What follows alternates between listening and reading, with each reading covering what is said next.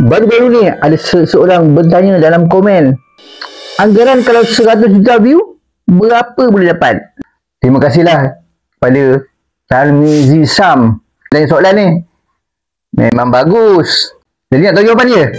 Tonton video ni sampai habis. Jangan skip-skip. Ramai orang ingat bila buat video short dapat banyak view, beribu-ribu, boleh terus beli MyVCash. Hakikatnya salah besar tu. Saya bagi contoh video saya sendirilah kan, yang baru-baru ni dapat lebih kurang 8,000 view. Tapi tahu tak berapa dapat tu? 21 sen USD je.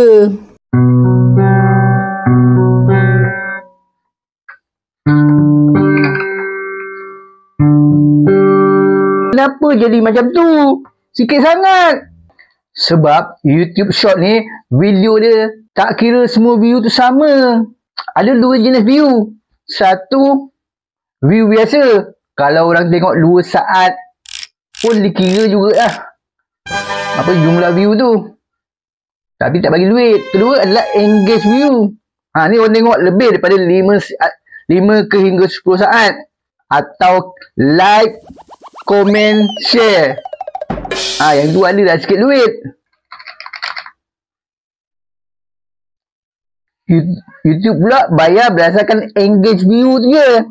Contoh tadi, video saya ni dapat 8,100 view.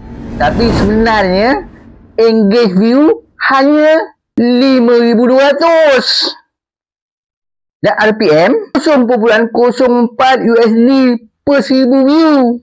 RPM ni nak tahu apa? Kena tengok dekat dalam video lama.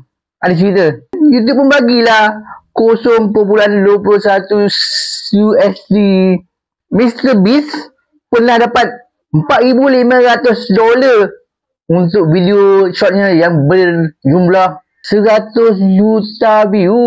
Video short Tapi tu Mr. Beast boleh lah dapat. Zulzalizi ni nak lepas 100 view pun kadang-kadang susah. Kalau nasib baik lah dapat 1,000.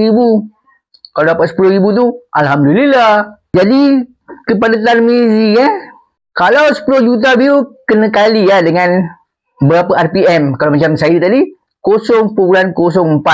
Boleh lah dapat $4,000 kan. Tapi itu kalau dapat 100 juta, benda yang amat mustahil untuk channel ni.